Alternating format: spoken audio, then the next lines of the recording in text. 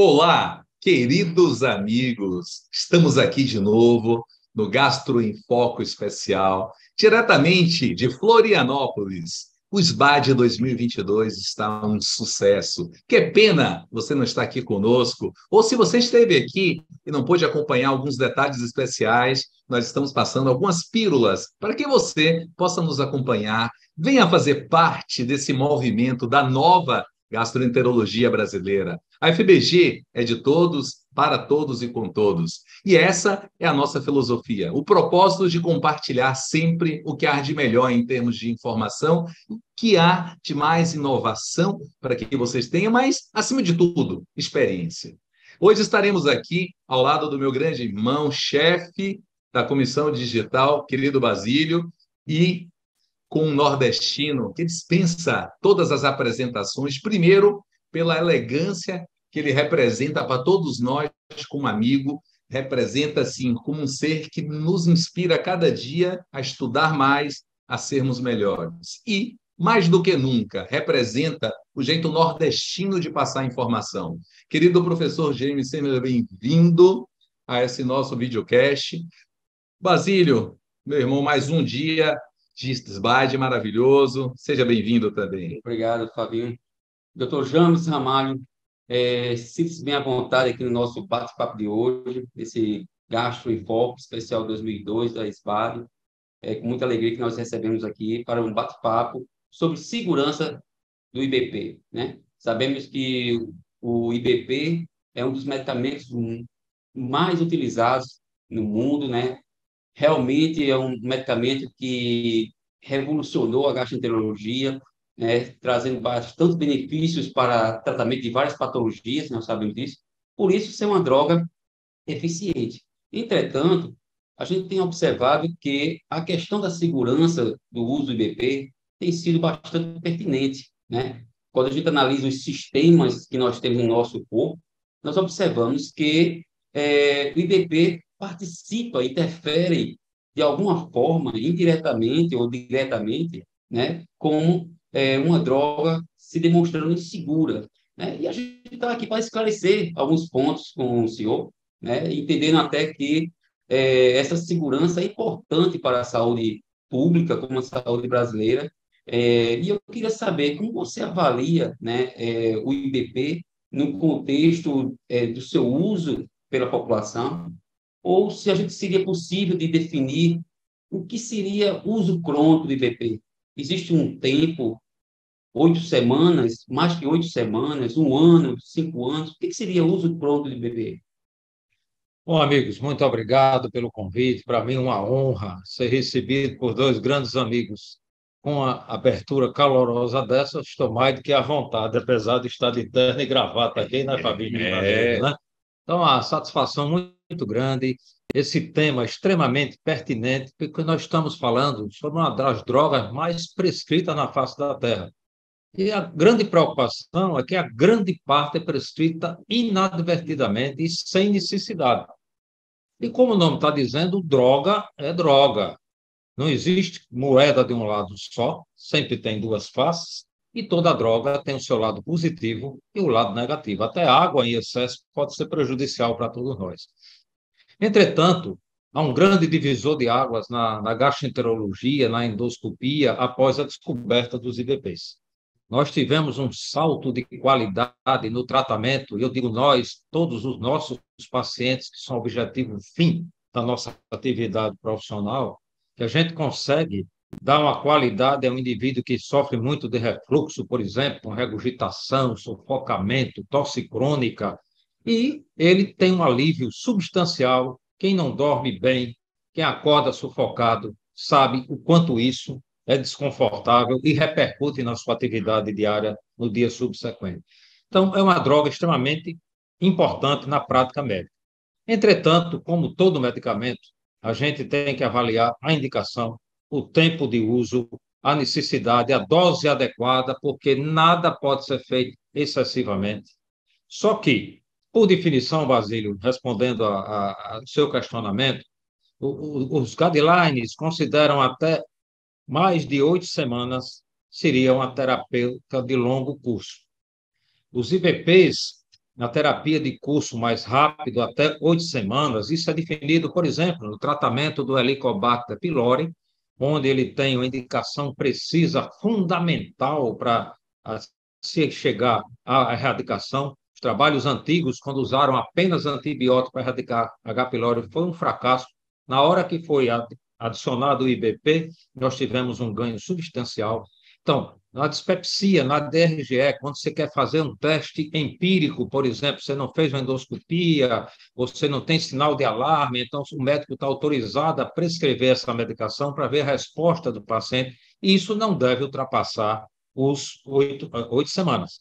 Entretanto, pacientes que têm esofagite eosinofílica, doença do refluxo nos graus mais acentuados, paciente que precisa de uma gastroproteção, ou seja, vai tomar uma medicação de longa data, como anticoagulantes, clopidogrel, ácido acetil salicílico, tem história de passado de hemorragia digestiva, história de úlcera, ou tem úlcera em atividade, o médico, o próprio cardiologista, não pode se ater apenas à medicação dele.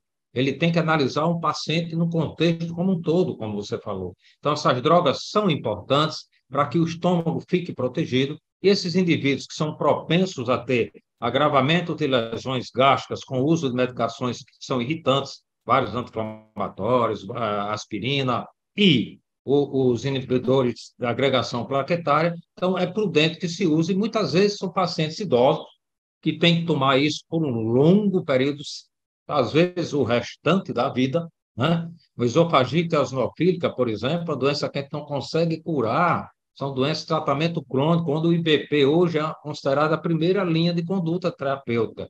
Então, essas pessoas necessitam usar.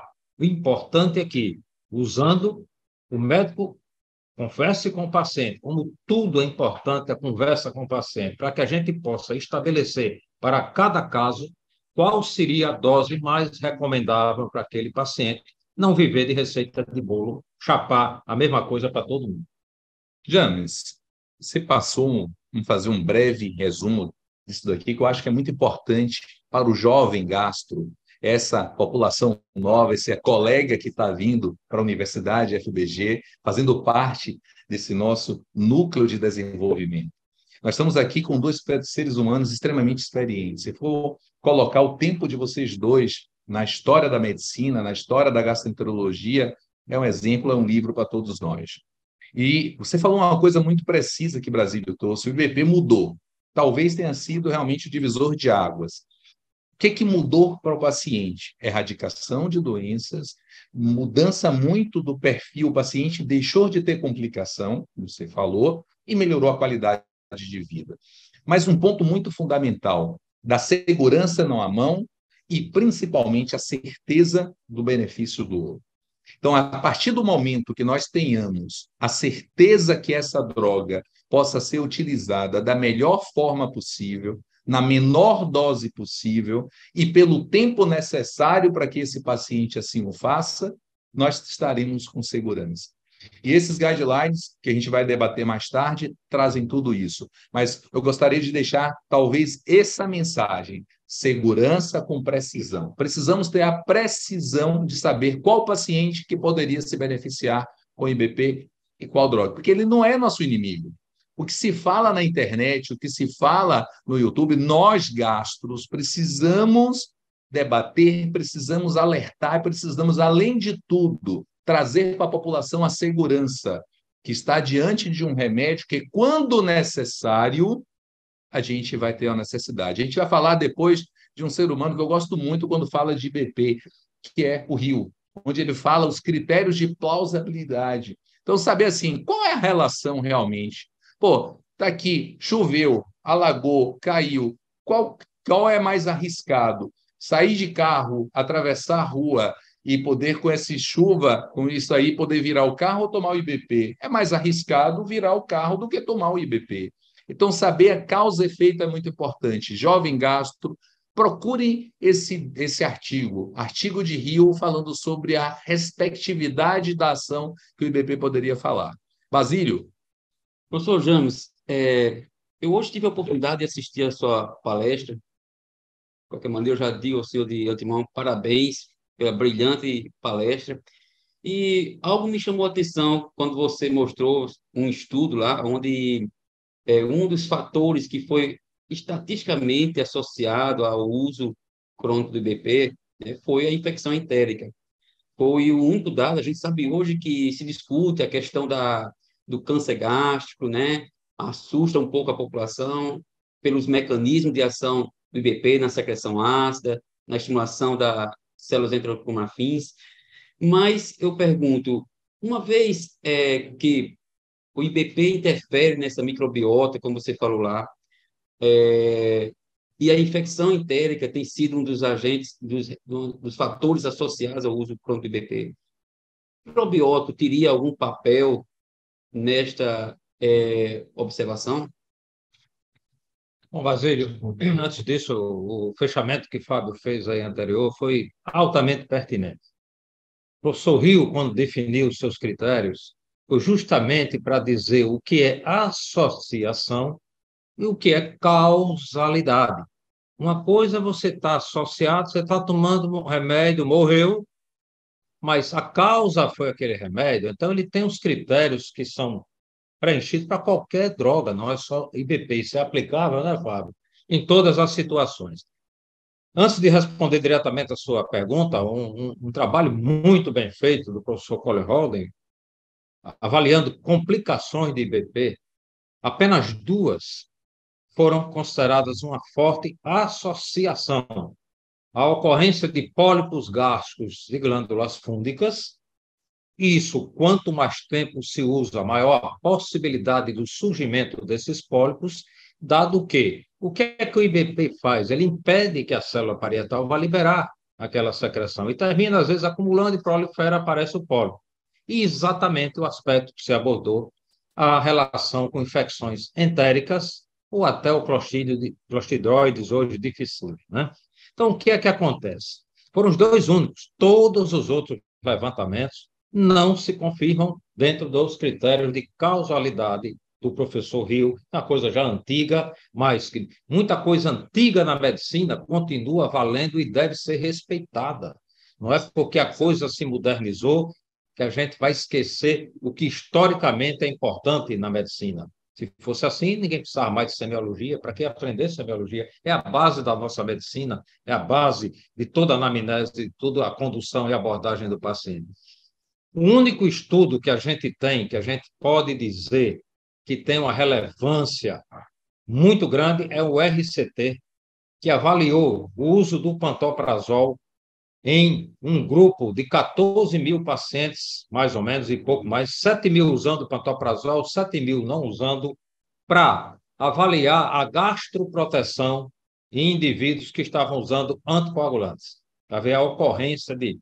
E um braço, que não era o objetivo principal do estudo, mas um braço importantíssimo e que para nós foi de grande valor, foi avaliar os efeitos colaterais ao longo de mais de 3 anos de acompanhamento desse grupo de pacientes.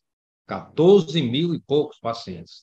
Exatamente o que você abordou foi a única relação que teve significância estatística, a ocorrência de infecções entéricas. Nesse grupo, nem infecções por Clostridium difficile houve estatisticamente significância, mas os demais outros agentes bacterianos intestinais, isso teve uma associação com significância. E é fácil da gente explicar. Qual é a principal barreira que a gente tem no nosso corpo quando a gente ingere alguma população bacteriana, ou seja, o que for? É a acidez gástrica. Na hora que você reduz a acidez gástrica, esses remédios comprometem realmente a produção, o objetivo deles esse é reduzir a acidez gástrica. O indivíduo não cura uma erosão porque ele chega lá e cicatriza, você diminui a acidez, dá tempo para a mucosa, a célula proliferar, recompor, cicatrizar aquela lesão. É reduzindo a acidez. Se você ingere uma bactéria, ela pode passar pela barreira cloridopéptica e chegar no intestino, modificar toda aquela microbiota e as condições de se instalar as infecções entéricas.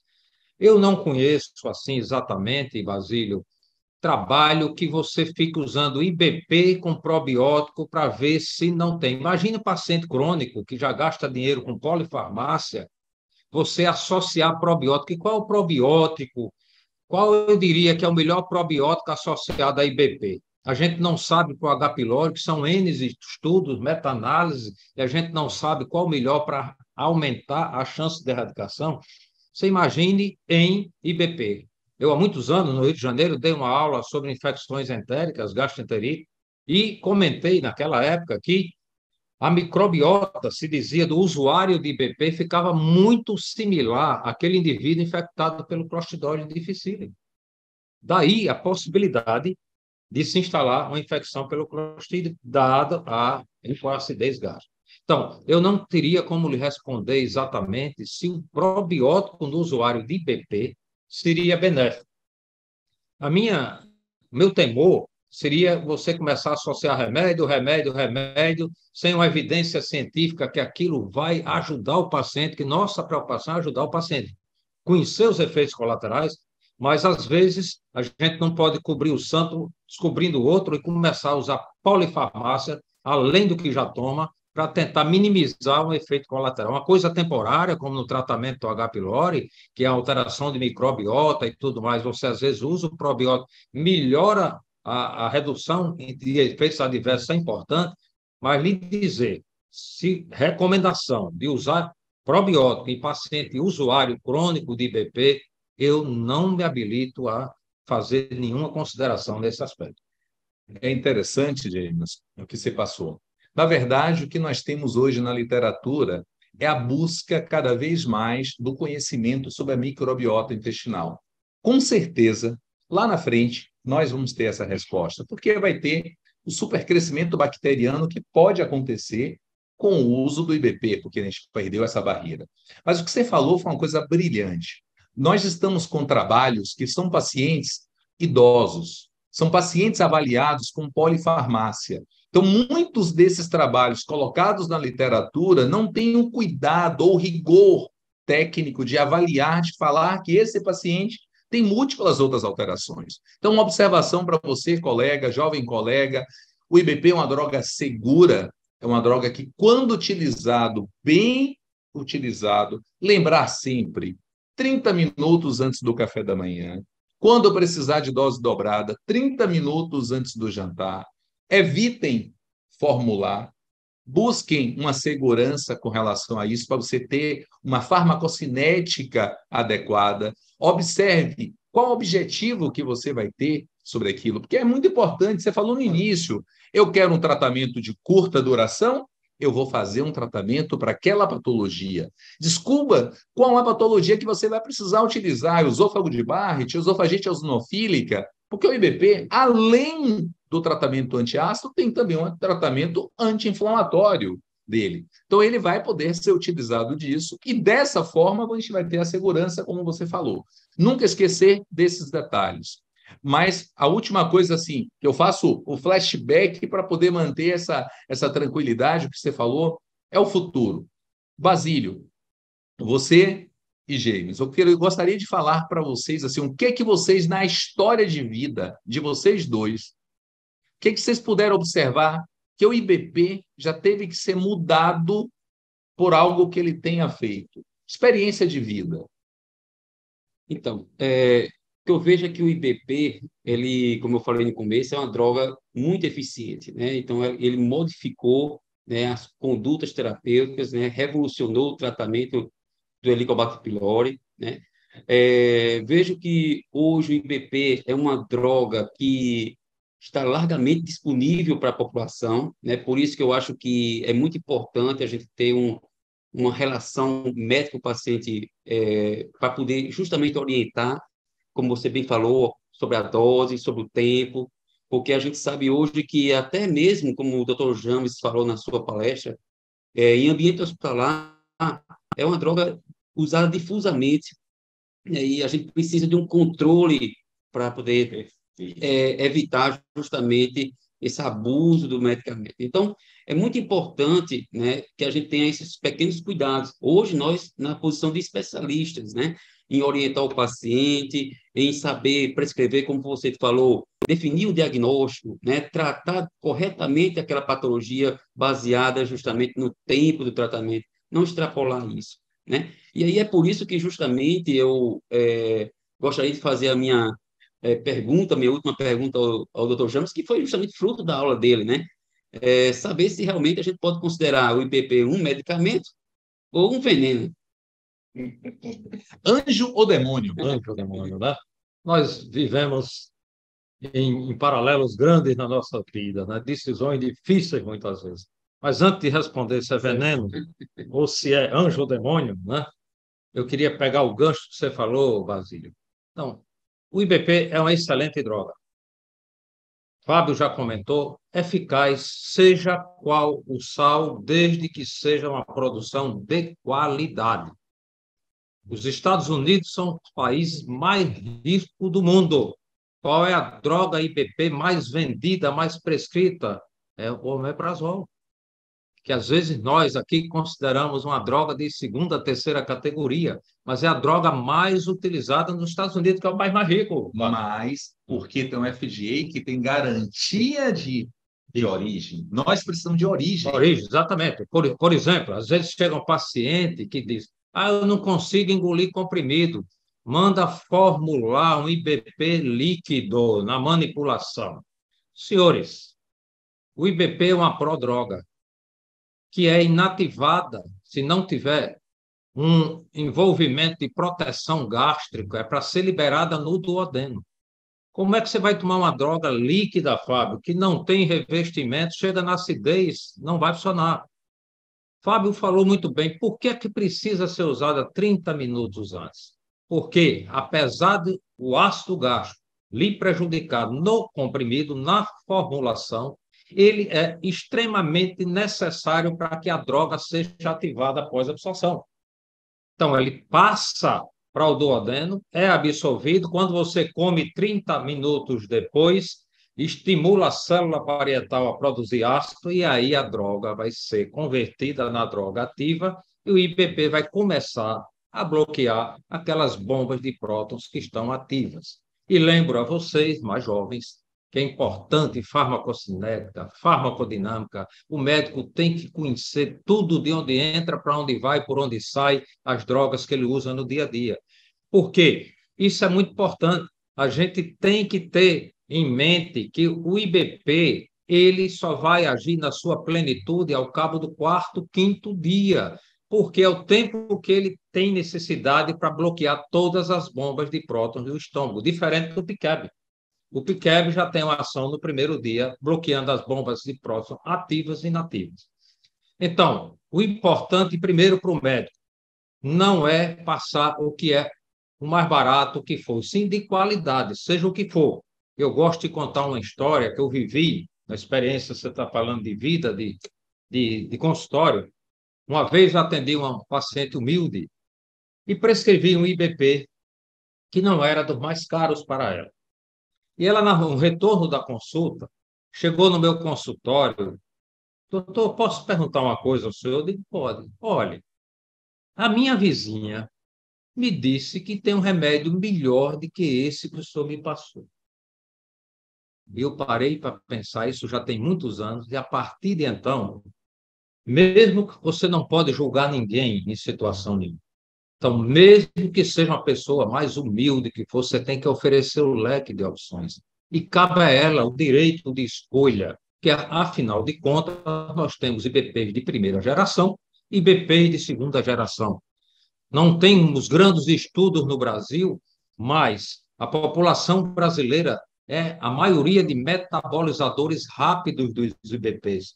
Quantos pacientes chegam no consultório que tomam até um IBP de primeira geração de boa qualidade, chegam no final da tarde reclamando de pirose, de regurgitação, mas tomou o remédio. É porque metaboliza a vida de atividade, que eficácia no corpo, ela é menor, diferente dos IBP de segunda geração e dos PICABs. Então, realmente, a gente tem que escolher, mas hoje o médico tem que dialogar, ouvir o paciente e, a partir daí, a gente escolher e decidir em conjunto, já que muitas vezes o tratamento é longo, crônico, mas esofagite eosinofílica que você se referiu.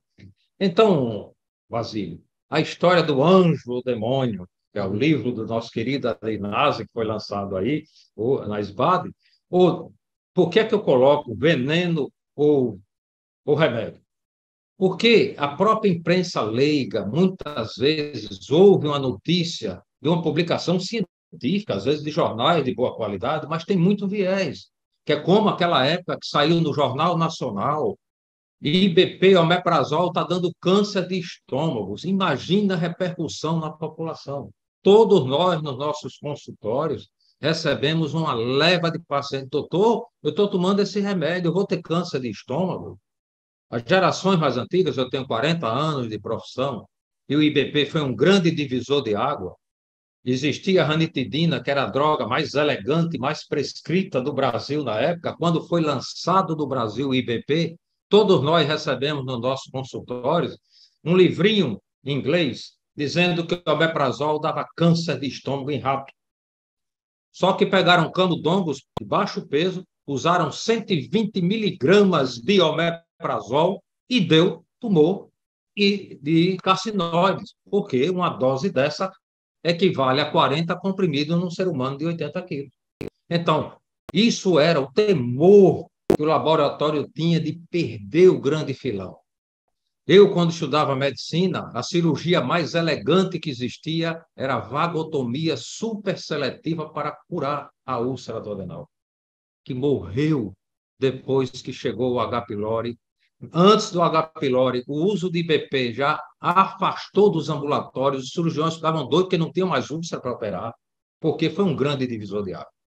Então, respondendo à sua pergunta, meu querido Basílio e Fábio. Demônio? Perdão, veneno ou remédio? É remédio. Como eu terminei a minha apresentação, digo, graças a Deus que ele existe. Agora, cabe a nós, médicos, e vocês, mais jovens, não irem no afã de querer passar o mais potente, porque a gente precisa de acidez gástrica. Ninguém vive com hipoacidez. A gente precisa. E vocês têm que ter medicina, é a ciência do bom senso. Todos nós, como você colocou suas duas mãos aí, a gente, em qualquer atividade e procedimento, julgar o risco e o benefício. Mas estudos observacionais não são a referência. RCT, estudo randomizado, controlado, duplo cego, é que serve de referência para a medicina, para embasar as nossas receitas e o nosso cuidado com os pacientes. Então, para mim, é anjo, é remédio. Mas tudo pode ser veneno, dependendo de... Tem um remédio, Fábio, tem o IBP, que na bula dele, lá no final, ele diz, se você tomar 30, 40 comprimidos, você pode ter câncer de estômago. Não sei se vocês já tiveram a oportunidade de ler uma bula de um IBP aqui da segunda geração, que ele consta isso. Então, um alerta absurdo, porque ninguém vai prescrever 40 comprimidos para um paciente. Mas, é como digo, a diferença de um remédio para um veneno pode depender da dose. Mas cabe ao médico o exercício correto da medicina e usar remédio quando é necessário, na dose eficaz e pelo tempo adequado. Meus amigos, isso é a FBG. Isso é que a gente está no SBAD da Universidade FBG. A gente alinha tudo que há de evidência, a experiência. Vocês puderam aqui até hoje o contador de histórias da medicina, da gastroenterologia, James, que tem embasado em todo o seu raciocínio que há de mais evidente, que há de mais concreto na literatura. Trazendo a vocês que o IBP é um anjo, é um amigo que tem que estar do lado do gastroenterologista, do clínico, que deve ser usado com total segurança, deve ser passado com segurança para o seu paciente, principalmente de uma boa origem, sabendo qual o diagnóstico que ele precisa ser feito, do diagnóstico, qual a dose necessária para isso, qual o tempo. Lá na frente, saber aquele paciente que não precisa ser uso continuado, deve ser desprescrito, o paciente deve ser descontinuado, deve ficar com a dose de demanda de acordo com a necessidade da qualidade de vida que assim ele tenha. Precisa ter um pouco de acidez, todos nós precisamos. Então, o uso desenfreado, o uso continuado da medicina rápida, que não tem tempo de consultório, onde não sabe o que tem, coloca o IBP, não façam isso. Venham para a nova medicina, a nova FBG, juntos por uma nova medicina, juntos por uma nova união. Essa é a proposta inclusivista. Estamos aqui incluindo você nesse novo futuro. Querido Basílio, Só queria agradecer aqui ao Dr. James por essa brilhante bate-papo que nós tivemos hoje e que contar com o senhor em outras oportunidades aqui no nosso bate-papo. Todo prazer. Uma honra muito grande estar entre dois grandes amigos aqui. O Fábio, ele não é comunicador de rádio porque não quer, né? Porque ele sabe fazer melhor ainda a medicina de qualidade. E o que ele disse é a grande verdade. Cada vez a gente vê mais publicações científicas sobre desprescrição do IBP, que tem que ser feito corretamente. Se fizer erroneamente, vai ser pior ainda para o paciente. Mas tudo isso, o futuro vai nos ensinar, sempre buscando o melhor de qualidade de vida dos nossos pacientes. Eu agradeço muito a oportunidade, e a FBG, para mim, é uma entidade que nós temos o maior carinho, respeito, e você que não faz parte, chegue junto a nós, que nós seremos mais fortes e maiores, com cada vez mais apoio de quem ainda não chegou para cá. E venham para as SBADs, venham se atualizar, venham ver as palestras do meu querido Fábio, Basílio, todo mundo, que muito tem a aprender para que a gente possa cada vez mais exercer uma gastroenterologia de alta qualidade e pensando sempre na melhor situação para os nossos pacientes. Muito obrigado, Fábio, muito obrigado, Basílio, uma honra imensa. E o paciente no centro da atenção. Muito obrigado, meus amigos. Teremos mais novidades, esperamos vocês. Acompanhem as nossas redes sociais, façam parte dessa Universidade FBG. Vá lá, vá no Instagram, siga, compartilhe esse vídeo com seus colegas, com seus amigos, com os clínicos. Afinal, nosso trabalho social também é informar. Um forte abraço. Esperem a gente.